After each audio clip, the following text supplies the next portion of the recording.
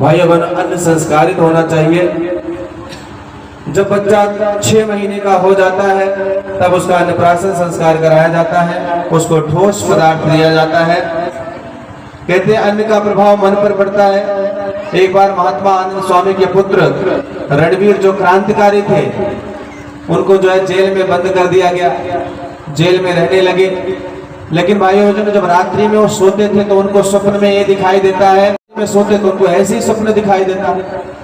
आखिर बड़े परेशान रहने लगे कि ये हमको क्यों दिखाई देता है, क्योंकि वो अपनी माँ से बहुत प्रेम करते थे। लेकिन जो स्वप्न दिखता है सब उल्टा सीधा दिखता है, कहीं माँ को मारता हुआ, कहीं पीटता हुआ, ऐसे दिखता है। उनके पिताजी उनसे मिलने के लिए आए और उनके पिताजी से उन्होंने पूछा कि पिताजी, जब मैं रात्रि में सोता हूँ तो स्वप्न में मुझे ये दिखाई देता है कि मैं अपनी माँ को मार रहा हूँ, उनको पीट रहा हूँ, उनके बाल खींच रहा हूँ, घसीट रहा हूँ, कभी उनके गर्दन काटता हूँ, आखिर ऐसा क्यों होता है? तब भाइयों बहनों उनके पिताजी ने कहा, बेटा तुम्हारा अन्न जो तुम भोजन ग्रहण करते हो ये कौन बनाता है, पहले पता लगाओ। जब पता लगाया गया तो जो वहाँ का भंडारी था, जो भोजन बनाता था, वो अपनी माँ का हत्यारा था। अपनी माँ को वो मार करके जेल में आया था और उसका काम था वहाँ पर भोजन बनाना। भाइयों बहनों, उसने अपनी माँ की हत्या करी थी। वो व्यक्ति जिसने अपनी माँ की हत्या करी तो वही भोजन बनाता था, इसलिए उसका प्रभाव, वो जो अन्न वो ग्रहण करते थे तो उनका मन ऐसे बनता हुआ चला गया। भाइयों बहनों, उनको वो स्वप्न दिखाई देता था।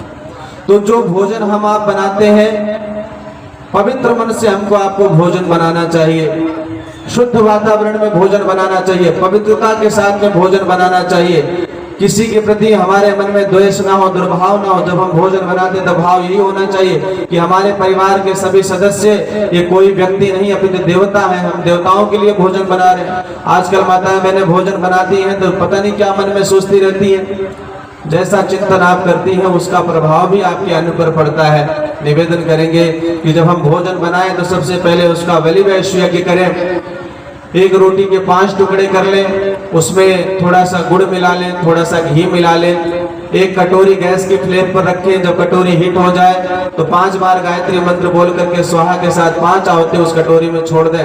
उसके बाद एक तुलसी का पत्ता आप अपने भोजन में डाल दें, थोड़ा सा उसी का बचा हुआ यज्ञ उच्छिष्ट अपने भोजन में डाल दें। भाइयों बहनों, तब वो भोजन नहीं रह जाएगा, अपितु वो प्रसाद बन जाएगा। और जब हमारे बच्चे प्रसाद ग्रहण करेंगे तो निश्चित है उनका चिंतन, चरित्र, व्यवहार सब कुछ ठीक होता हुआ चला जाएगा। भाइयों बहनों, इसलिए अन्न हम आप जो खिलाते हैं अपने बच्चों को सुसंस्कारित अन्न नहीं खिलाएं, अन्न का प्रभाव मन पर पड़ता है। आज अन्नप्राशन संस्कार यहाँ पर ब्रह्मा विष्णु महेश के रूप में बैठे हुए 3 लोगों का हो रहा है। भगवान से प्रार्थना करें कि इनका चिंतन, चरित्र, व्यवहार, आहार विहार संयमित हो। सबसे पहले पात्र का पूजन किया जाता है। जिस पात्र में वो अन्न रखा जाता है सबसे पहले उसका पूजन किया जाता है।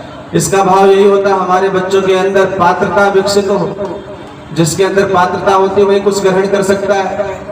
तो हमारे अंदर सुपात्रता आए, इसके लिए सबसे पहले पात्र का पूजन करते हैं। भगवान का दिव्य अनुदान प्रदान, दैवी अनुग्रह सुपात्र को ही प्राप्त होता है। तो वहां पर जल रखा हुआ है, जिस प्लेट से, चम्मच से आपको खिलाना है सबसे पहले उसके ऊपर थोड़ा सा गंगा जल का अभिसिंचन करें, जल का अभिसिंचन करें।